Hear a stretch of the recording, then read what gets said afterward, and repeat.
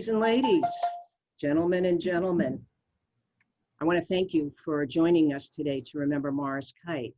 We're going to discuss the Morris Kight biography, which I had the privilege to research and write. And we're also going to talk about the man who was never the man behind the curtain. He was always front and center. There he is, our buddy Morris Kight. We'll talk about some things that aren't in the book as well. If this is your first time meeting Morris Kight and his ilk, which is how the establishment described the early band of activists and counterculturists, you're in for a treat. We're taking questions in the chat section below, which I'll address at different points during the program. But let's get started. I want to start with an important voice from the early movement, someone who did a lot of groundwork on behalf of gay rights and gay liberation. I spoke with Troy a few weeks ago in a COVID-friendly Zoom chat. Here is my talk with Reverend Troy Perry.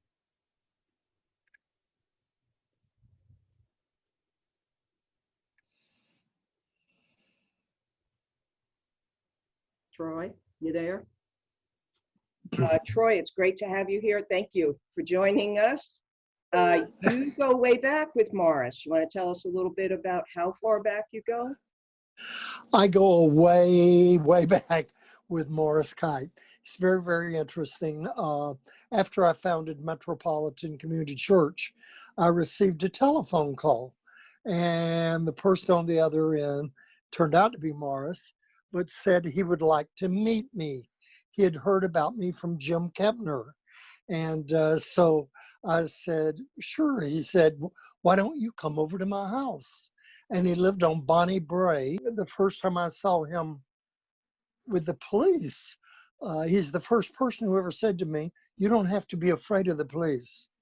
They're public servants. He says, we pay their salaries. I mean, he really sort of laid it out for me. Right. I want to read something to you. This isn't in the book, but the event that it refers to is in the book. And it's actually from Boston, Boston Free Press, and it was in August of 1970.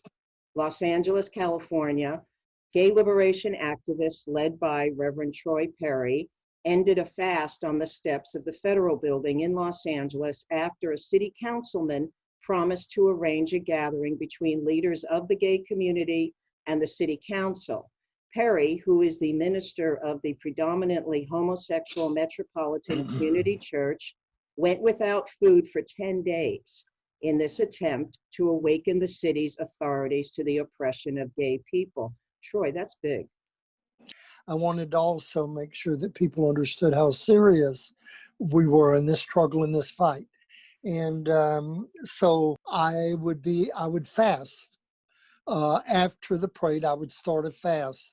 And I would not eat again until somebody from city government came and talked to me. Two women decided they would come in, they would sit with me and fast with me.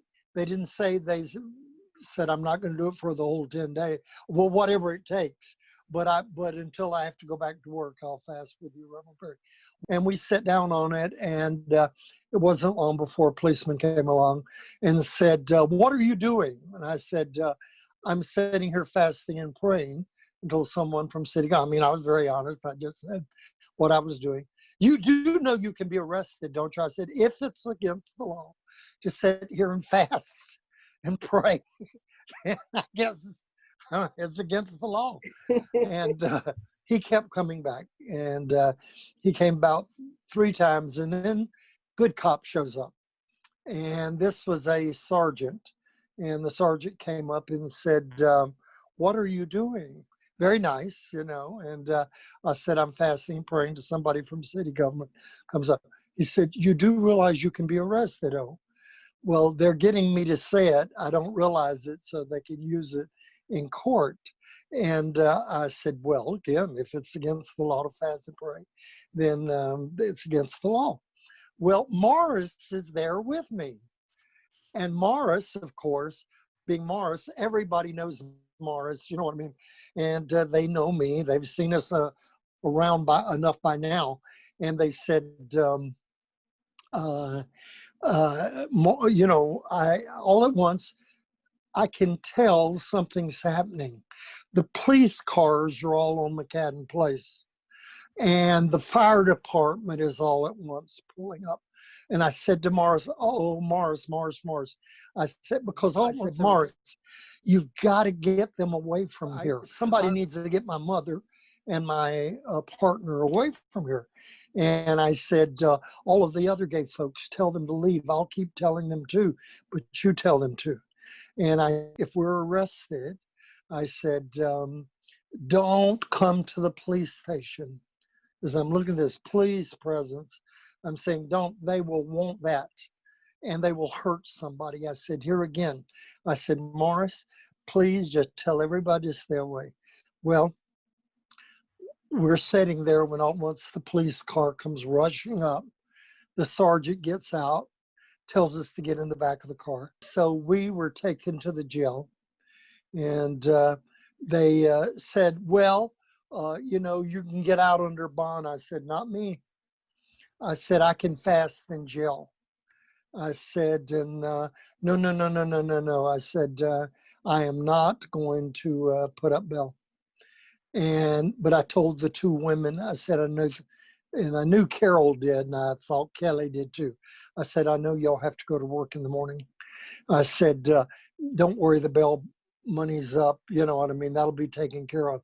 Well, I didn't know then they would wake me up every hour on the hour to photograph me, to prove they were not doing anything to me. I said, fasting is not about death. I said, fasting is something spiritual for me, to move myself out of the way so God can work. That was my attitude with them. My collar's on. While we were waiting, there was a young man in there who, his name was, he later told me this story. His name was Peanuts, and he was a transgender, male to female. And they beat him up all night long, the prisoners did. Oh. And the police didn't try to do anything. And it was just awful. And later I met him again and asked what all had happened. And he told me, young Hispanic young man. And he just acted like that was going to be his lot in life. And I wanted him to know, no, there's hope. We can fight and make a difference. We really can. And so the next morning, they loaded me up in the bus. I'm in my collar, my suit, take me downtown to the courthouse. Morris has got my mother, my lover, church members. I'm behind in a holding cell. And the city attorney came back and he said, Mr. Perry, very hatefully. And I came forward and I said, I'm Reverend Perry. And he said, I hope you know the judge is going to throw the book at you. Yak. Then he came back a second time. And he said, they're not going to let you out on your own bond. I said, that's perfectly all right. I can fast in jail. The public defender comes back. And he said, Reverend Perry. And I come from, and he says, how are you doing? I said, he introduced himself, and I said, well, they told me they're not going to let me put up bond, and and I said, and I can fast in jail. He said, are you joking? He said, you got so much press out there. He said, the judge is upset with the police department that they kept you in overnight. And so here I am, and exactly what happened. The judge just ate the city attorney alive because the police officer that arrested me were not there. So I do not understand, he said. He said, Reverend Perry says here is a pastor of a church. Why would he run away? His mother's here. The press. Morris, of course, had called everybody. I mean, this is, as you say in the book, Morris Kight knew how to play the press. And I learned from him in so many ways, because when the judge banged the thing and said, I'm letting you out in your own accordance, he said, I just expect you to be in court on this day. And I said, I'll be there, Your Honor. Thank you. Well, my mother, of course, she was crying. And that Morris, we started talking. He said, Mother, he says, there are two, he said, now, Troy, are you still going to fast? I said, yes, I am. And he said, well, he said, we could go back to Hollywood Boulevard, but he said, I know the LAPD, they'll just arrest you again. They'll just keep it up. He says, but I would suggest somewhere else. And I said, where's that, Morris? And he said, downtown, he said, at the federal building. He said, the LAPD cannot come upon the land of the federal building to arrest you. And I said, do you think they would let us use it? He got, this was so Morris Kight. Morris got on the telephone. I'm sitting here listening. And he said, yes. He said, this is Morris Kight. He said, I'm with the Dow Chemical Committee. You know who I am. And he said, we come down and protest every Thursday in front of the federal building, which they did. And he says, I want to let you know Reverend Troy Perry is coming down to fast and pray and will be sleeping at the federal building until someone comes and talks to them from city government. Click. And we moved into the federal building. Well, the LAPD soon found out I was there. And they would go by in the middle of the night, blowing their sirens just to piss me off and to wake me up. That's what everybody else said. That They take your picture? Yeah, oh, no, they couldn't come up there. That upset me. And it became quite the thing. The marshals at the city, thing later said, your group was the cleanest demonstrators. Next thing you know, all at once, every gay florist in the city, the news got around finally that I was fasting. Flowers arrived. And then the next thing, candles. Wow. People coming and lighting candles. And here are all these signs. Gay people need jobs. Gay people need rights too. You know what I mean? All around. I just stayed true to myself. Yes. At first, they didn't want me coming in using the bathroom in the federal building. And they let us know that. And so we found a gas station that we tipped them to let us use their bathroom right around the corner. And I would go down with a group so people couldn't say I ate, to walk me down there when I need to go to the restroom. And once night came, of course, there was no going down there because the station locked up. On the 10th day, really the 9th day, Bob Stevenson, a city council member, he and his wife Peggy walked over to where I was at, only I wasn't there. I was trying to bathe with a washcloth in the restroom at the station, and they couldn't stay long because he had to vote on something's coming up, but he had brought a letter. And he says, they said, well, Reverend Perry would want to see you. He said, we can't stay. He said, but I have a letter to Reverend Perry. Would you give it to him? And whoever, my assistant, Frank Zarelli, was there, and Frank took the letter and introduced himself to the Stevensons and said, well, Troy will be very disappointed, but we're very thankful you're here. And so I came back and I read the letter, and the letter was from Bob. And he said, you know, dear Reverend Perry, he said, Peggy and I walked over to see you, but I thought I might not for some reason. And he said, I wrote this letter to bring with me in case you were not there right then, if you were with the press or something.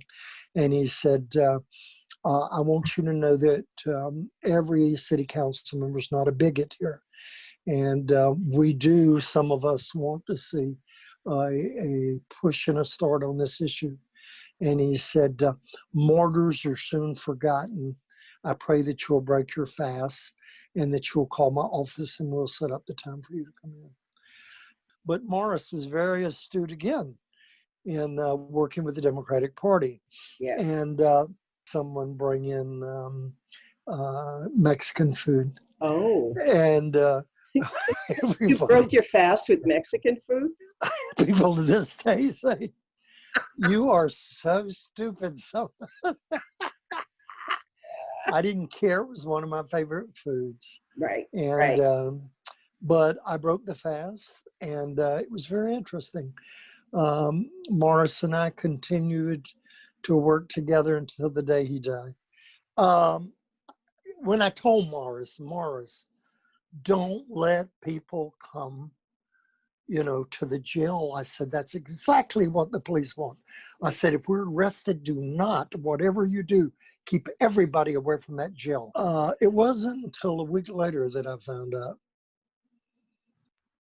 It really distressed me when they said we were having our party at Satan's, everybody having drinks, all excited. We'd won a great victory. We'd held this parade. Nobody was, had gotten killed. Morris went upstairs like Morris could be. Morris was very dramatic and walked up on the stage, this guy said, and said, "Brothers and sisters, I want to report what's happened, that Brother Troy and two of our lesbian sisters have been arrested by the LAPD." Oh, pandemonium broke out in the room. And then a young man started screaming, "Drunk," too, you know what I mean? Well, we're going down there screaming. And Morris said, no, wait. He said, Brother Troy, he says, does not want us to go to the jail. He said he does not want us to come down there. This young man went up on the stage and poured this beer on Morris and said, "You're an a fucking coward." And Morris, being Morris, never lost his dignity and said to the young man, "That may be." But he said, Brother Troy's asked us not to come down there, and we're not. And you know what? No, but people then were shocked at what had happened. And then it almost took Morris to hold the crowd back from people who wanted to beat the kid up, right, who had done that to Morris Kite. And it took a week before I heard about that. And I went to Morris and I said, "Morris, I'm so sorry." I said, that had to happen to you. I said, but thank you. Thank you for taking that. Right, and keeping everybody away, because they would have hurt us. Yes, yeah. I have to comment, your commitment to nonviolence matches Morris's commitment. And I think the nonviolent way towards social reform is the only effective way. The only effective way. And my God, I support Black Lives Matter. I support all of it. I never support breaking into buildings. I said, and I've said it over and over again, and I say, I can understand poor people in the middle of a pandemic who are hungry breaking into a grocery store. Mm-hmm. But you can't eat high heels and purses and iPads. When I read your book, like I stated to you, I learned more about Morris. I mean, I thought I knew everything, but I didn't. And that is, Mary, I can't say enough how incredible your book is and how you captured Morris. And that's the Morris Kite that I know and knew. The redevelopment of the Bunker Hill section of downtown Los Angeles destroyed much affordable housing and displaced many families and individuals, including Kite. He joined the opposition with pickets and petitions and did everything possible to stop the inevitable development of downtown and Dodger Stadium.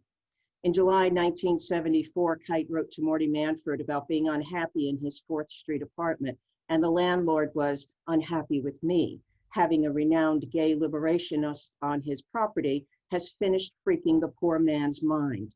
In referring to the landlord, quote, "The poor man there suffers from such debilitating homophobia that it makes it difficult for me. I discovered also that he does not know how to use alcohol, and that makes it difficult for him too." Kite described a house in Hollywood as ideal. He was working towards it. It has enough room, he says, windows opening onto a lanai and greenery. A bit rough, but I am prepared to do interior redecorating for a few days to make a home of it. Before Kite moved in, 1428 McCadden Place was known as Unique Love Playhouse. Located in the heart of Hollywood, a few steps south of Hollywood Boulevard, where the first gay Pride Parade was launched, the 3,000 square foot rental house was the most spacious and important place Morris ever lived. For the first time in a long time, he settled in, he put down some roots, and within weeks it became a most important address for gay liberation. Kite decided the upstairs loft overhanging 1/3 of the main room on the ground floor was what he needed for living, sleeping, reading, and privacy. The rest of the house in the backyard included a small shack delegated to be open use space.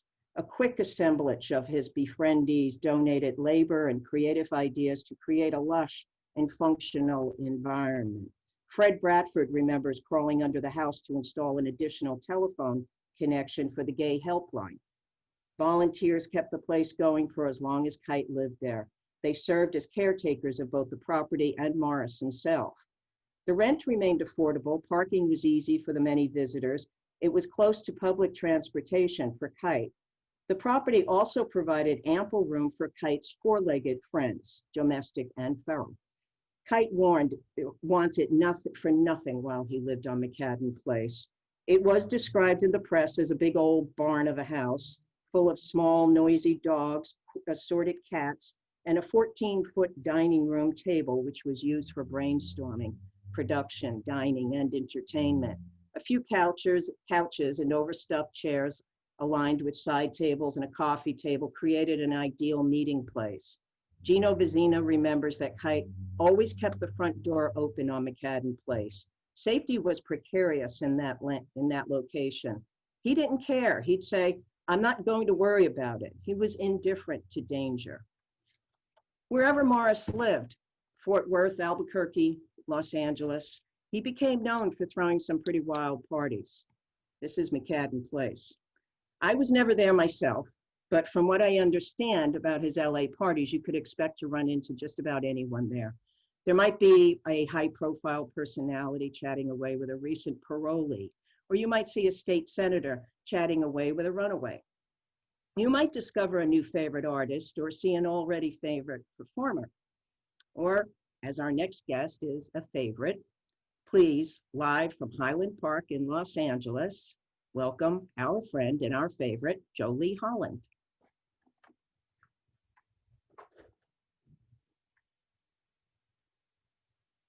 Sound.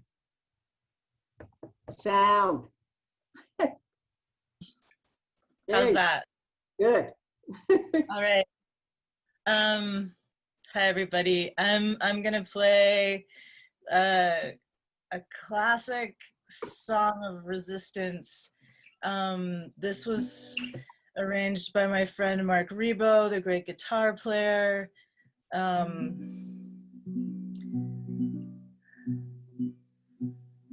And I like how it talks about, it's basically from the perspective of people who have no institutions yet, and like, you know, how they talked about it from a resistance position.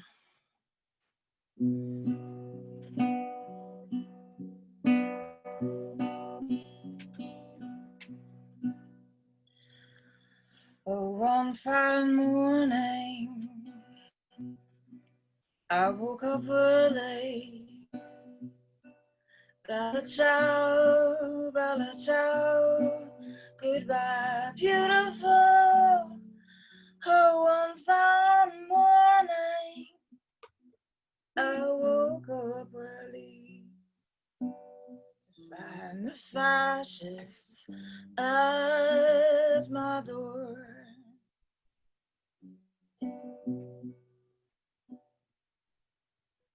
Oh, Partisano, please take me with you. Bella ciao, goodbye, beautiful.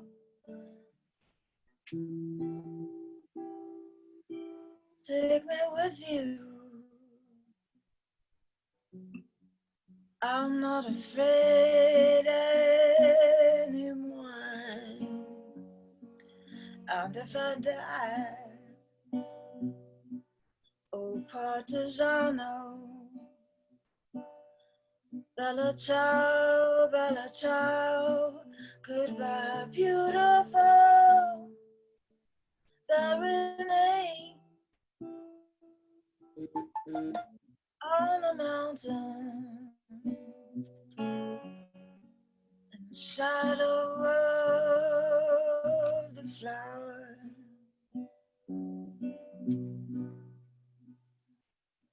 Tell all the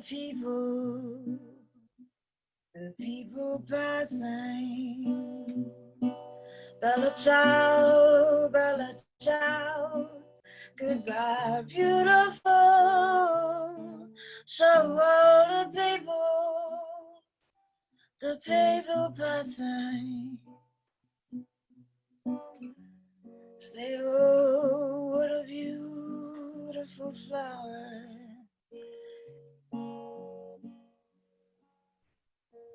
This is the flower of the partisan. Bella ciao, goodbye, beautiful. This is the flower of the partisan who died for freedom. This is the flower of the partisan who died for freedom.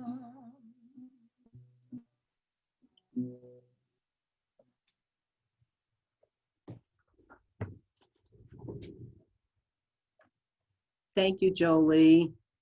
Thank you. Down with fascism. We got a question. I got a question from Lydia. She wants to know, what did Morris do as a profession? Well, before he came to Los Angeles, while he lived in Albuquerque, he was a real estate agent. He actually owned his own real estate company. He was also in Albuquerque. If you go to Albuquerque, you'll see his fingerprints all over. It was a nascent art community. And so he was very involved in that. There's also a chapter, a bit in the book about the Kite family museum that he founded. When he came to Los Angeles, he did odd jobs. He did a lot. He sold little trinkets at Dodger Stadium. He found ways to make money so that he could not have much to lose. He could risk everything and there wasn't much to lose. So that's the short answer to the question. The other answer is why the village of the LGBT center is on McCadden Place. That's just the luck of real estate, of what was available, and the center was able to get involved in that.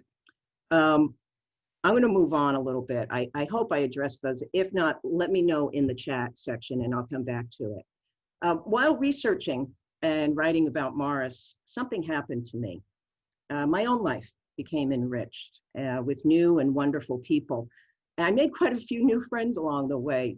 Some people have become very dear to me. John Pletania is one of those people. We seem to be kindred souls even without Morris Kight. But with Morris Kight as our collection, as our connection, we have a deeper understanding of each other, and I certainly have enormous respect for John. So live from Berkeley, California, please welcome my friend, Dr. John Pletania. Can you hear me now? Now we can hear you. All right, beautiful. Well, thank you, Marianne, and hello all, and particularly hello to you. This is not the culmination, but it's certainly an important hallmark in what I know, because I watched you do it, was a wonderful, scholarly, accurate work of art done with integrity.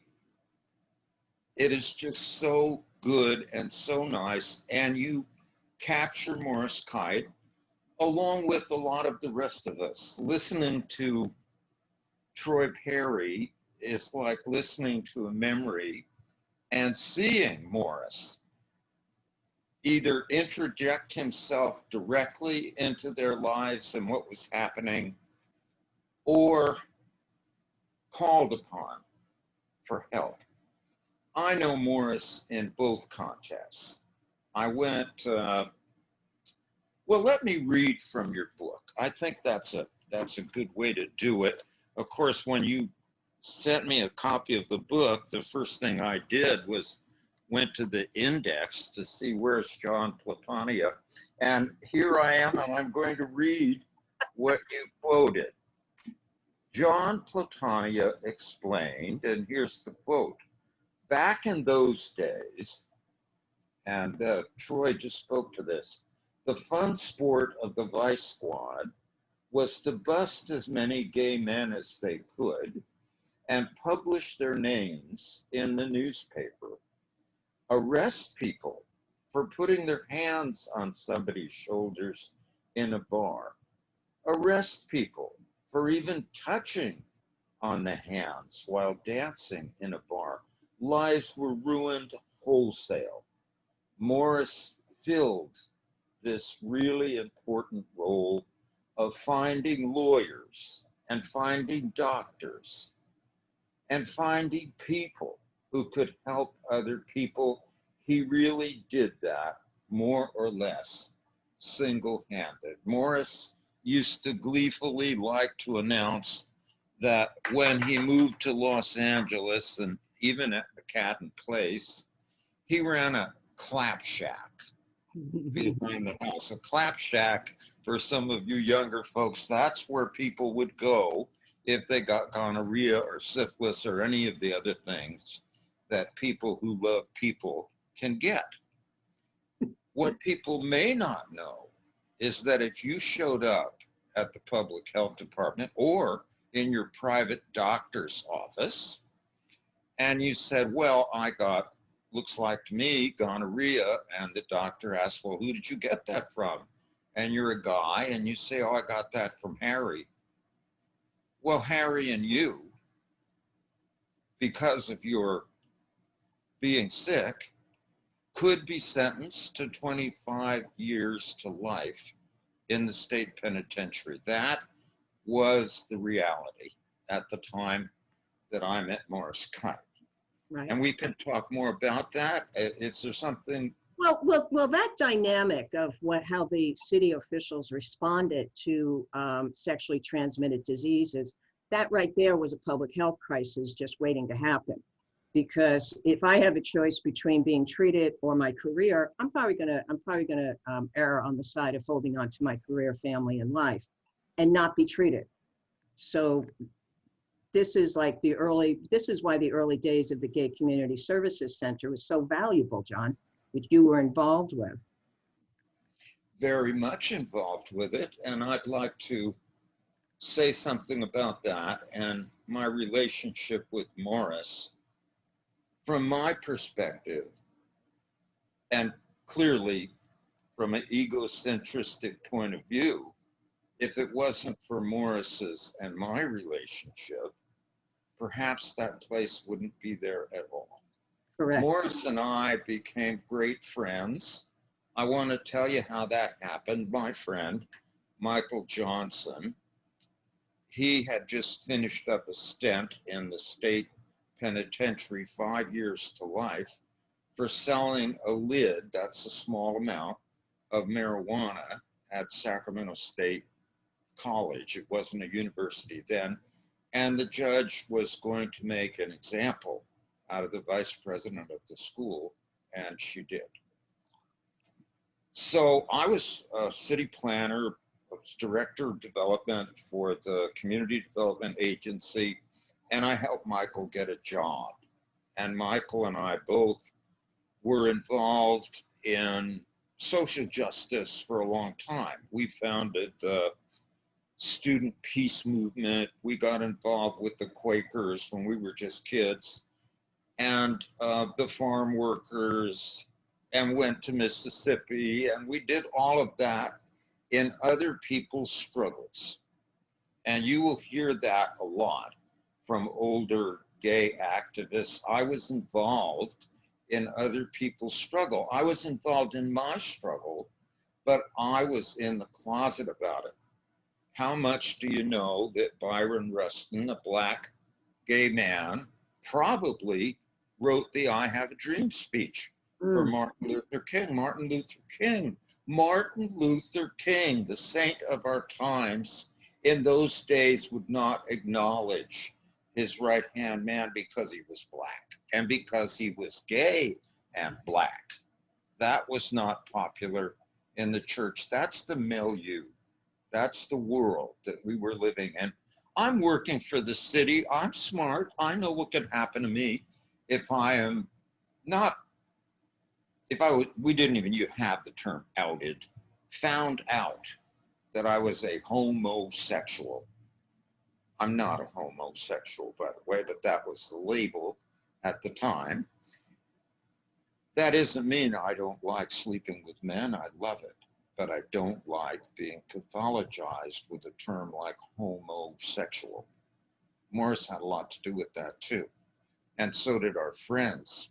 But I went because Michael was my really good friend. And he said, oh, come on, John, you got to come to this GLF. What the hell's GLF? Gay Liberation Front. You mean like the Vietnamese Liberation Front? You really are equating homosexuals with the Vietnamese Liberation Front, honestly? You think you can organize your political life around what we do in bed, Michael? Come on, give me a break. I'm not going to that. It sounds ridiculous. I ended up going.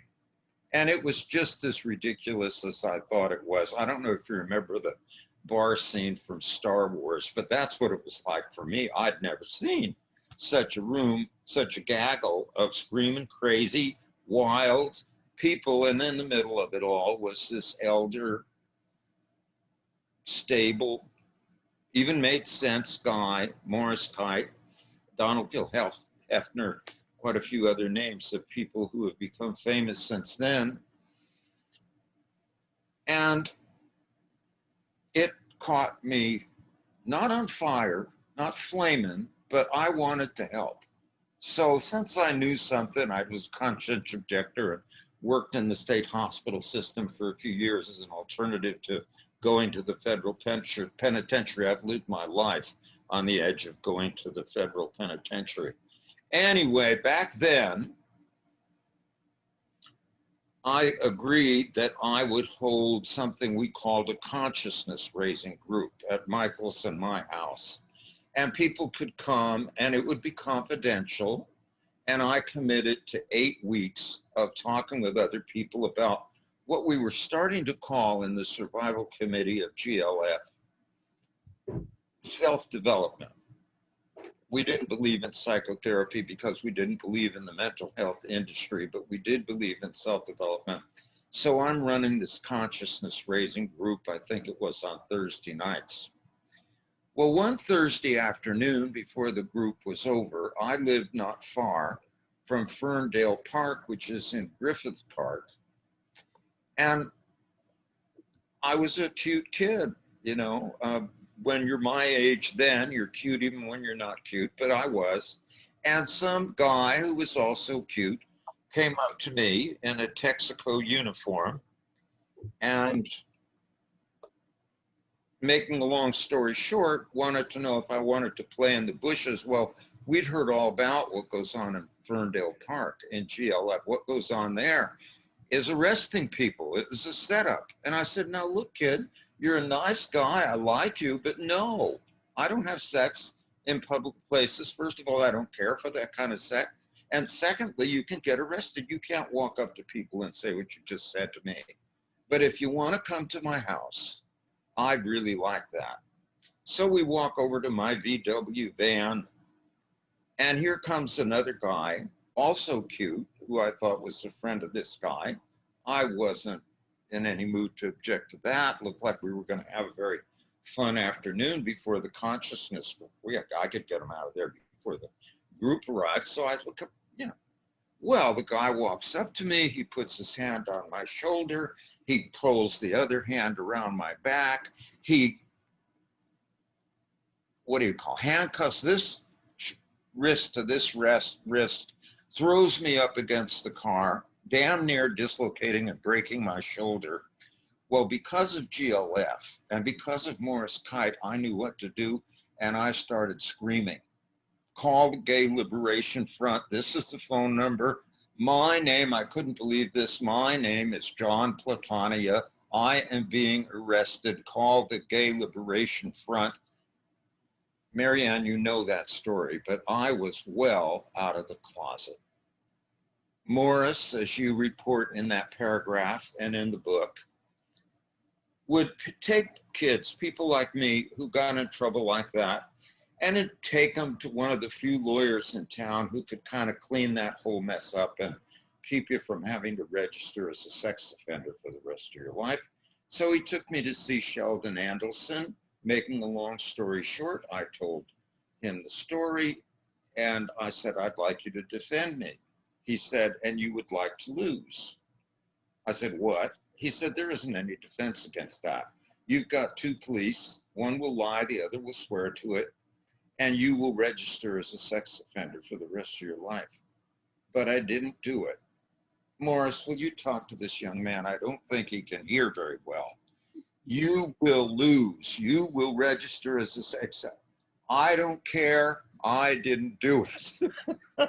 I've been bitten by too many dogs and so on in other situations. I didn't do it. I don't want to have that. Well, you're going to have to find another attorney to defend you besides me. I think it would be malpractice to defend you, and particularly the way you want to be defended. You want to say that it was the cop who committed lewd and dissolute conduct unbefitting to the people and the dignity of the state of California. I said, you got that right, Sheldon. That's exactly what you want to do. Well, you go out and you find yourself some attorney here in LA. I'll give you a list. See if any one of them is willing. The list, nobody was willing to. Right. So you went ahead and defended yourself, and Sheldon kind of helped you in the background, right? I mean, he certainly did. Yeah. When I was all alone and nobody else was there, Right. It's a Morris said, go ahead. Yeah, it's a landmark case, and I think, I mean, I outline it in the book as clearly as possible, but the transcript from that court hearing is incredible, and the things that were happening. And let's just rush to the happy ending. You came out innocent. You walked away a free man, non-registered, and here you are today. That's a happy ending. What makes the ending happier is I had nothing to do. I thought it was the end of my life. It was a hollow victory. My life was ruined. It was over, Marianne. And Morris said, no, your life isn't over. Don't be silly. Morris had lived some. He said, we've got work to do, you know. And so I started talking with Don Kilhefner. We wrote a proposal and blah, blah, blah. Long story, Liberation Houses. Read the book. It's really interesting. But Morris found that house behind you. He loved this old Victorian queen. And we both went to Sheldon and said, Sheldon, we need some money and we need you to sign for this building. Sheldon said, well, if you and Morris want to do it, it's good with me. He signed it. Morris gave me the key. I unlocked the front door to that building, and my lover and I went to work with Morris painting it that night. It was open a week later, and the rest is history. It really is. I mean, it's a the plan for the Gay Liberation Front has been replicated around the world a number of times. I want to kind of wrap this up. We're going to move on to I got some video of Morris, John. You want to see it? Great, great, terrific. Yeah, I think we put together a little compilation of things just so people can get to know Morris better. I want to address just a few questions that came in real quickly. Somebody asked how old Morris was when he came to Los Angeles, and he was in his late 30s already. By the time the first gay pride parade happened, he was 50. So he was easily an elderly statesman at that point in the gay movement. Somebody else asked what his impact, what his impact in Los Angeles is, and which is pretty profound actually, and in California. I think as far as a worldwide impact, we'd have to go with the center because it has been replicated from around the world. And I think I think I have addressed the questions. I'm sure I'm missing something else. But let's go ahead and roll the video and then we'll come back. Thank you. Thank you, John. Oh, thank you very much.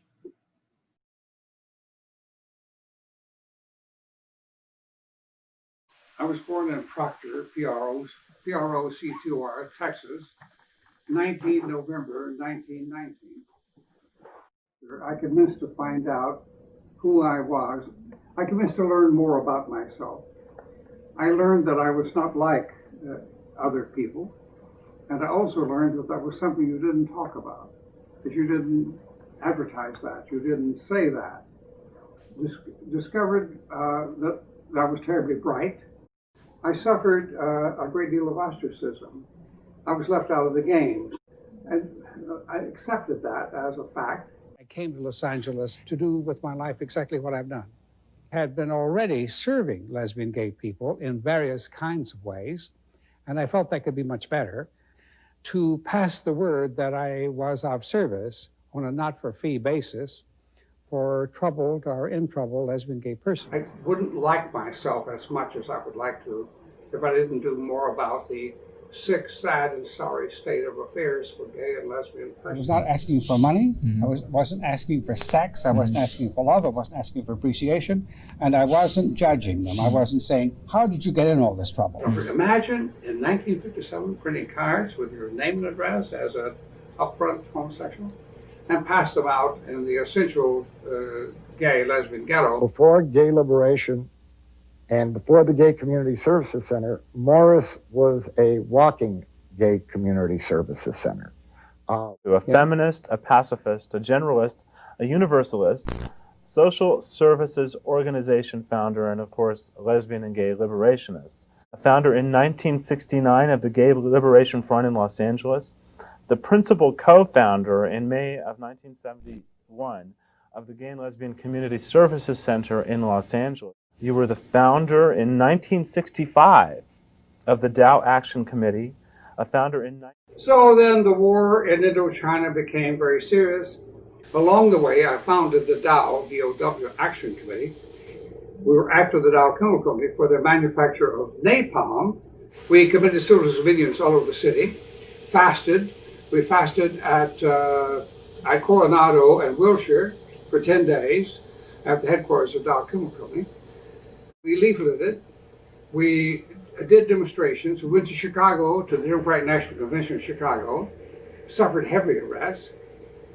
Most of us were arrested. I had 8 death threats. I was spied on by the FBI. I just didn't give in to the intimidation. I just didn't allow it to be part of my life. I simply wasn't going to take their threats. I wasn't going to take their spying upon me. Before Liberation, 1969, 70, 71, 72, 73, before that, we were dealing with people who were in trouble or troubled, in trouble with the property owner or employer or family or children or grandparents or the police or a minister or a counselor, in trouble, very physically in trouble that very often took professionalism to extricate them, or were troubled. You see, we were always told that we were sick, sinful, deviant, variant, abnormal, and a whole variety of negatives, And if everybody you meet tells you that, you can finally lie down and say, gee whiz, I just don't think I can plow this field anymore. We urge a proliferation of nonviolent solutions. A Faggots Stay Out sign, F-A-G-O-T-S, which hung at a place in West Hollywood for a very long time until we of Gay Liberation Front liberated it. Well, you'd never believe that such a furor could be caused over one little sign.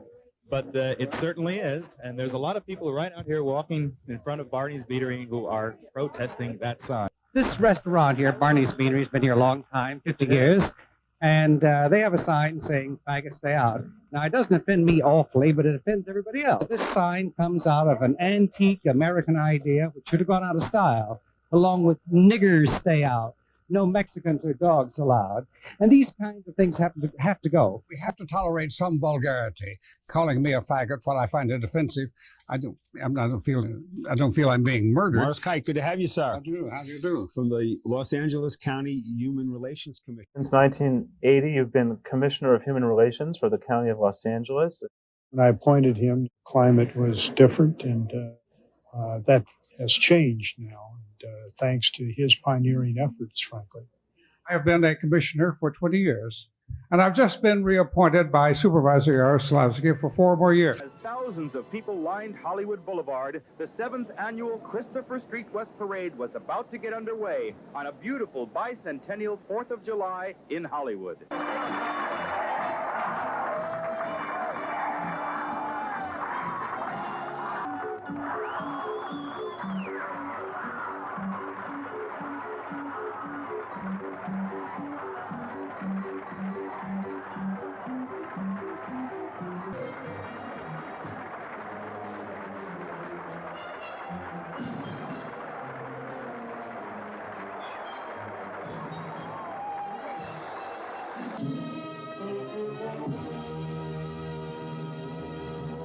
Following the circus, awards and trophies were presented by Morris Kight and other members of CSW for the exceptional entries in the big parade.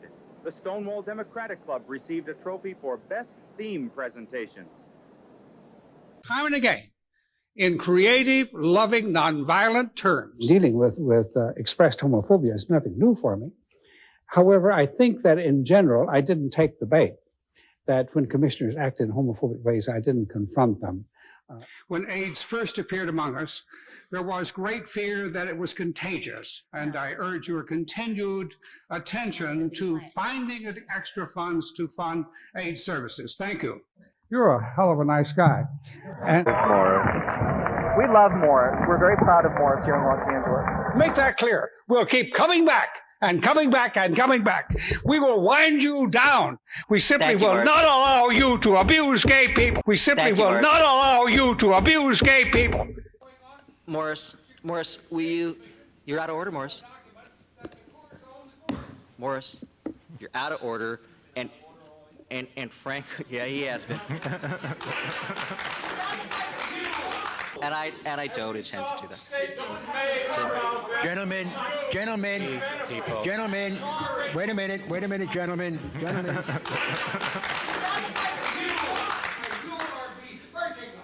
Morris. You're a hell of a nice guy. I enjoyed that myself. I have one more question that came in from Mark Simon. He wants to know what surprised me most about Morris.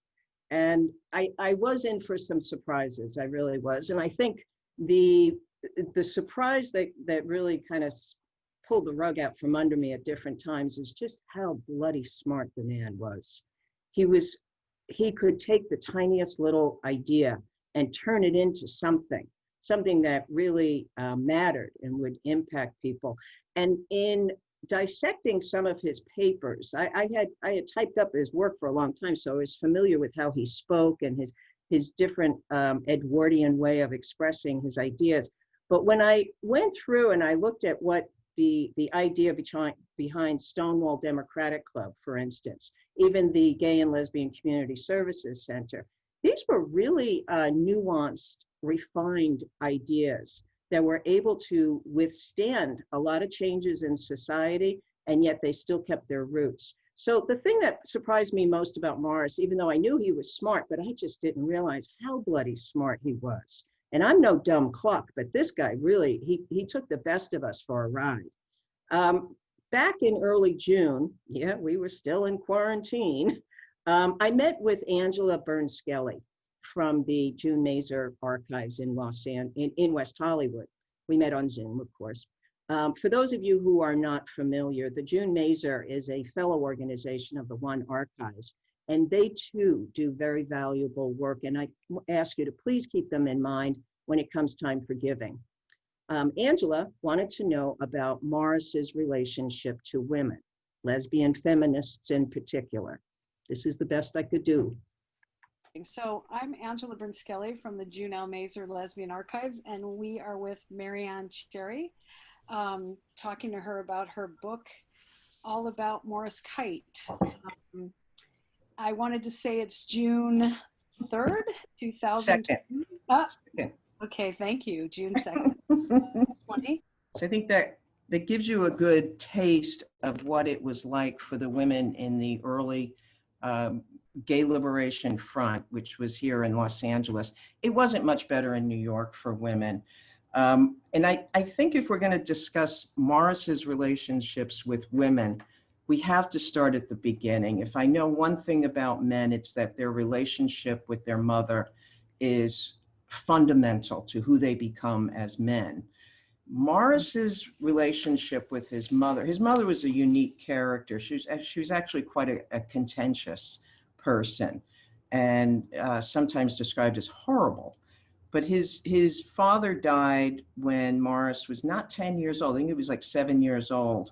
And his older brother and sister soon left the house. So it was Morris and his mother, Bessie. And Bessie grieved for a long time the sudden death of her husband. And when she emerged from that grief, she came out as a full-blown dragon lady. And it was Morris and her during the Depression. And he was a well-read young kid. And by his own admission, he was an odd kid. And then he has this odd mother. And they opened up a diner in Fort Worth, Texas, called the Worth Inn. He used to joke, for whatever it's worth. But Bessie became a madam. She was first a prostitute herself, and then she had other prostitutes with her. And that, funny enough, was the beginning of Morris's social activism. He knew that the prostitutes were suffering from different venereal diseases. And according to Morris, he had a little car, jalopy, and he got a bunch of these prostitutes in the car, and he drove them across state lines to Arkansas, where they did have an STD treatment. And then he brought them back, and then he brought another group. But his relationship with Bessie was so toxic, is probably the word that we would use today. By today's standards, Bessie would definitely have a diagnosis from someone somewhere, would have a DMS code next to her name. She was evil, but when she came from Texas to Albuquerque and she saw what was going on, she never left. She got an apartment and she tried to set up her same kind of wheelings and dealings there. And she created so much chaos for Morris's in-laws that eventually his big secret had to come out just to get rid of her. And she was a liability. She was definitely a liability, but he never left her side. He remained loyal to her, which I think says something, long after she was like still destroying his life. So it's an interesting dynamic there. And I don't think Morris ever was able to establish, until much later in life, he wasn't able to have a healthy trust of women, understandably. And so Bessie was the first dynamic as far as how he shaped his view of women. And of course, so I mean, I think we could probably, I don't know, you tell me, Angela, I mean, I think Bessie was probably a feminist by her own right. I mean, you don't have to be a nice person to be a feminist. No, definitely not. Yeah, but she was definitely a trailblazer in her own way. And of course, it was a trail that few of us would want to take, but it was her trail. And then the next The other notes that I have that I want to say, it was his relationship with his youngest daughter, Carol, who I had the pleasure of getting to know after Morris passed away. Carol, and now Morris was estranged from both of his daughters. When he left Albuquerque in 1956, I think he went back for one hearing. His youngest daughter remembers seeing him in the hearing room, in the courtroom, but she never saw him again, and he lost all rights to his children at that point. But Carol did reach out to him, and she had a relationship with him. It was on her terms. He never called her, she'd have to call him. And she said to me, and I don't think this part is in the book, for Morris, there are homosexuals and then there are women. And then as they became more active and became more of a bulwarker in the movement, they moved up in his estimation and in his eyes in terms of importance. His attitude towards women, it evolved a lot. When I was a kid, it was almost dismissive. So he was, women I think had a perfunctory purpose in his life. They were there and they could be useful, but they weren't going to create anything until the second wave of feminism hit the Gay Liberation Front. And that wasn't even right away. I would say that happened over time. I want to read. Let me stop you just for a minute, and I'm okay. Okay. Something that Jim Kepner, who was a prolific writer, wrote for The Advocate, and this was from 1970, is about the early Gay Liberation Front. He says the same tensions that have torn at GLF from the beginning, basic disagreements among right and left-wing radicals, hippie types, and more conservative members, compounded by GLF's lack of structure and concern for order. So GLF was kind of like a bunch of loose threads to begin with. So it would be hard, it was very challenging for them to get organized. Now you add in this other element of feminism, and there's going to be, the men really did have an attitude that, like, we have to take care of ourselves first, and then we'll take care of you, where it was never included under the same umbrella. And maybe, I don't know if it's anti-women. I think it's a lack of understanding for feminism. Now, not all women identified as feminists, even though I think most of them were at that time. They wouldn't identify as such. So for then lesbians coming into a gay liberation movement as women first, and then identifying as lesbian feminists, it was an uphill battle for them. I think it was a real uphill battle, and they did eventually have to part off from the main GLF and start their own subgroups. Because after the GLF was the Gay Community Services Center. And that was not going to provide any services specifically for women. They had to start the Gay Women's Service Center. And the Alcoholism Center for Women too. The Alcoholism Center for Women, that's another whole bag of tricks that happened a little bit later. Right. And I think that really did, everything exploded with that. And I think that what was left over after the explosion, and they pieced it together, I made it stronger. It made it a stronger relationship. Jeannie Cordova was very much involved with that break-off. I don't think Morris, up to that point in his life, he had never been confronted on an intellectual basis, one-on-one, by a woman to his intellect. And he certainly came across those women in the early gay movement, and then as it evolved. I'm going to read just that we're moving really fast here. For those of you who blotted out till 3 o'clock, you'll be able to get to your next quarantine event a little early. But anyway, here we are. It was in the final minutes of that hospital visit in 2002 that I told Morris it had been a privilege to be of service to him. It was important to me that I tell him that, and I meant it. He graciously returned the sentiment. That was the last time that I saw Morris Kight, except for one brief visit at the Carl Bean Hospice. We spoke on the telephone a couple of times, right up to the day before he passed. He continued working from his deathbed, especially on his work. We talked about this book. We knew there was a ton of material already on him, especially on his work in the 60s and 70s. He told me where much of it was stored, and then he gave me his blessing to tell his story.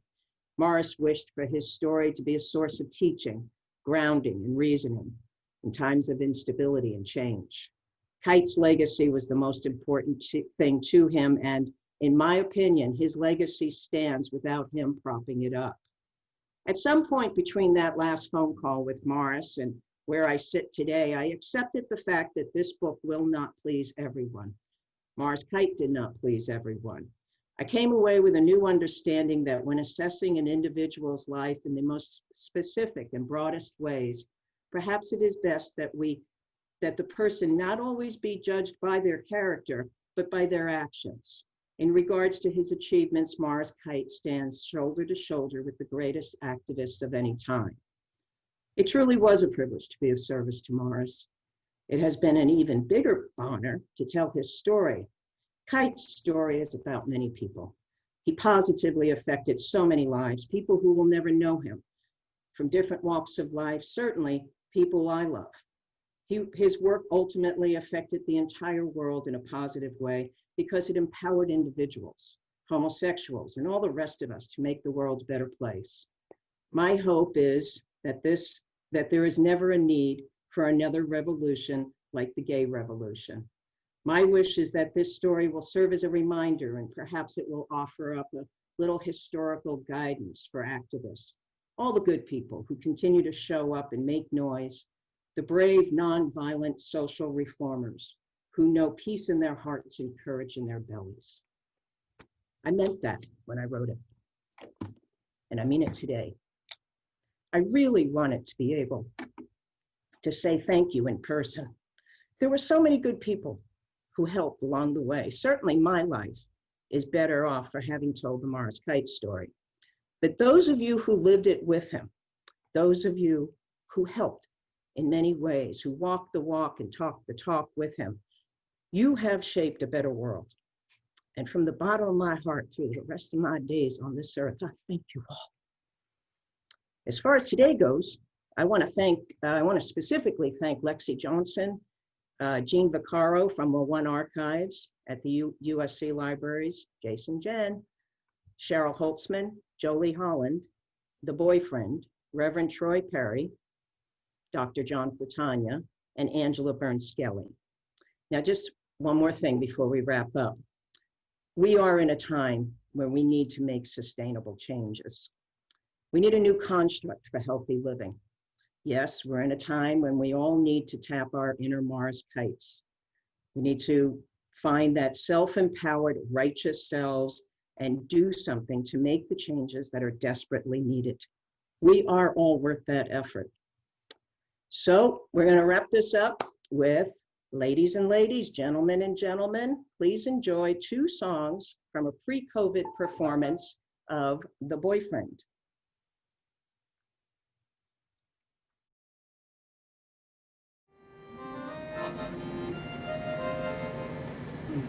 Aren't we cute? Aren't we sweet? We're gentle and mentally nearly complete. We're knockout and regal, in most states illegal. We're the boyfriend. Lend us an ear, listen and see how double entendre a trio can be. We're dripping with reference to sexual preference. We're the boyfriend. We make art, we're refined. How can we be real? He has heart, he has mind. They're the group's ideal. Aren't we cute? Aren't we sweet? For 3 hunky he-men, we're fairly effete. The way the Vacation who creed to rotate the boyfriend. The 3 three of us will now attempt a song or two.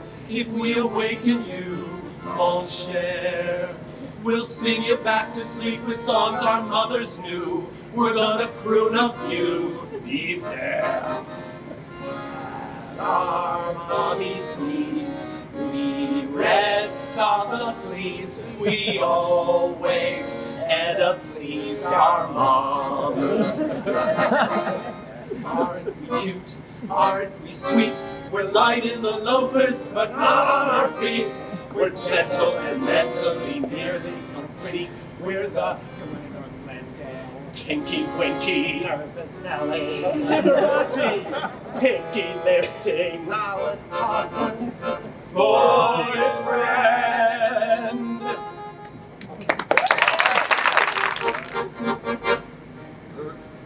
Percival Algie was a sweet little boy, always dressed up like little Lord Fauntleroy. Early to bed and early to rise didn't make Percival very wise, but after a month on Broadway, here's what he wrote home today. Oh, mother, you wouldn't know your child. Oh, mother, I'm getting awfully wild. I am drinking Coca-Cola now on the level. I'm a little devil. Oh, mother, you wouldn't want me home. Cannibals compared to me are mild. I'm no more your peaceful little lamb. I shave most every day, just like a man. I throw away my nightie and I wear a pink pajama. Oh, mother, I'm wild.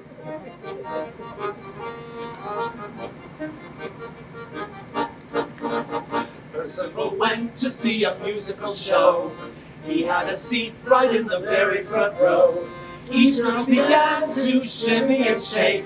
Then Percy hollered out, for God's sake, oh mother, if you could just see, this is the life, dear, for me. Oh mother, you wouldn't know your child. Oh mother, I'm getting awfully wild. I am reading snappy stories now. Every minute, I just go the limit. Oh mother, you wouldn't want me home. Cannibals compared to me are mild. One night I stayed out till after 10, bought some Cubeb cigarettes, and then I stood right on the corner and I smoked with all the men. Oh mother, I'm wild. Woo! Yeah.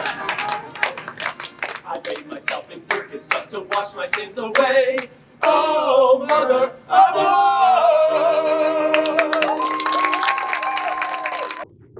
Hey, I'm back. We got some questions. I'm really glad that somebody asked me. Well, we got two questions here. One person wants to know about my research process, and it was thorough. It was long, and what I knew going into this is no matter how much I thought I knew about it, or know how many people I spoke with who thought they knew Morris, the research was going to direct the story no matter what. And it was it could be an arduous process. Now, before Morris passed, he told me about some papers that he had sent back east. This is just to give you one example of some of the surprises that happened. He had sent some papers to a nascent archive back east, and he never heard from the guy again. And he said, these are all lost, it's gone. I don't know what happened. I said, don't worry about it, Morris, I'll figure it out. Well, it was the third time that I was going through the Morty Manfred papers at the New York Public Library in the Special Collections Department. Third time going through this. And there, haphazardly in a folder, was a newsletter with about a 1-inch announcement that the University of Connecticut had acquired the Foster Gunnarsson papers, which included Morris Kight papers. So I came back to LA, I contacted Connecticut. They were just finishing processing the papers, and they were so happy to have me come and go through it.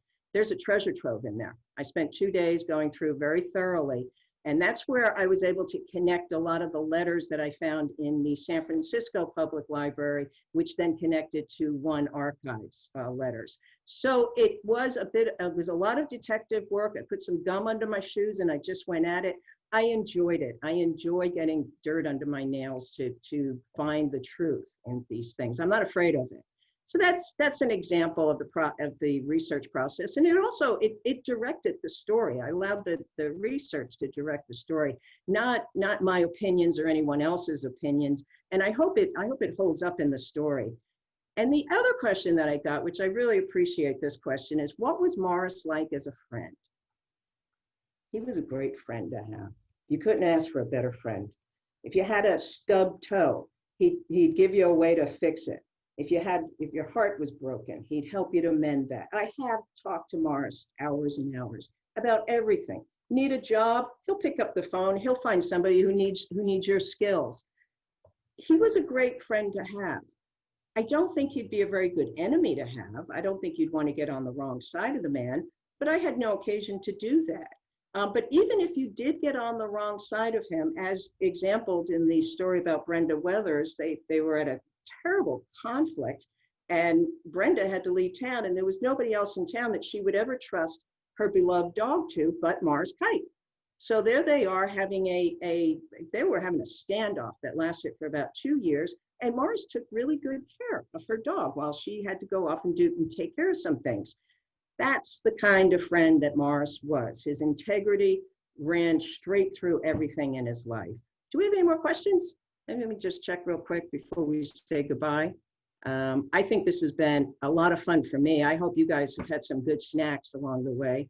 Thank you, everyone, for coming in and joining us. The book, we always like to support our local library, our local bookstores.